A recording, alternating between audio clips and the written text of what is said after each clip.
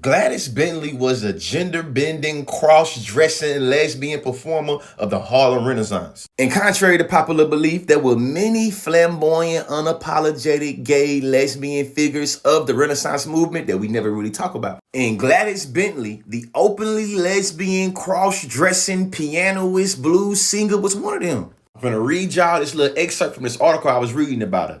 Tell me it don't make y'all think about this smooth ass stud with a powerful voice that got some male drag queens singing behind her. And being this is 1930. In 1934, a Midtown Manhattan nightclub called King's Terrace was padlocked by the police after an observer complained that the dirty songs was performed there. The After Theater Club near Broadway was where a trope of liberally painted male recipients with effeminate voices and gestures performed behind entertainer Gladys Bentley, who was no less provocative for early 20th century America. Picture it, performing in a signature white top hat, tuxedo and tails, Bentley sang raunchy songs laced with double entendres that thrilled and scandalized her audiences. I'm sorry, y'all, I'm petty as hell, because why do I picture her sounding like this?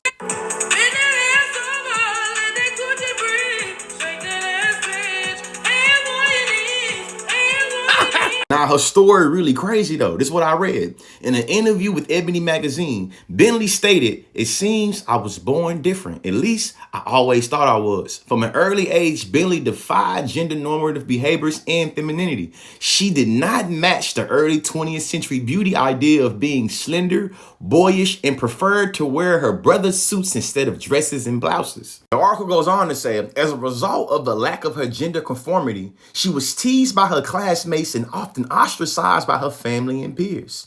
Bentley recalled dreaming and being infatuated with her primary school female teachers, but did not understand those feelings until later in her life. It says Bentley's behavior was seen as abnormal and unladylike, which led to her family sending her to doctors to fix Bentley's desires.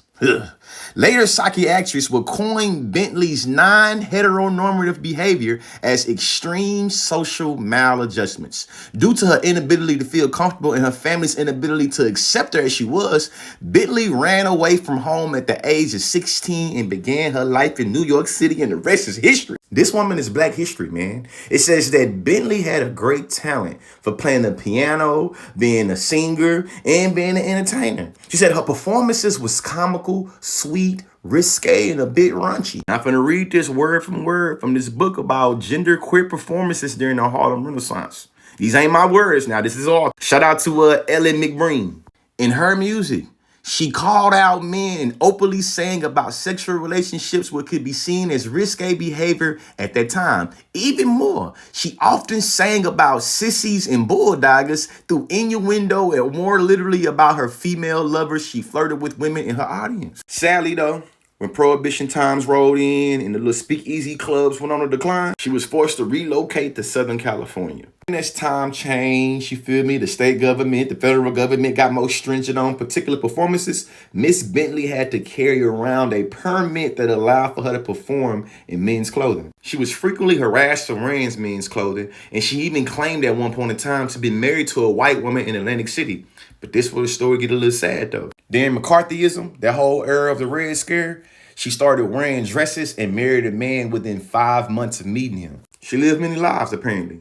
Bentley also studied to be a minister, claiming to be cured by taking female hormones. In an effort to describe her supposed cure for homosexuality, she wrote an essay called "I Am a Woman Again." For Ebony magazine, she even stated that she had undergone an operation which helped change her life again. In 2019, New York Times recognized Bentley as Harlem's most famous lesbian. Education is elevation. I'll see y'all later.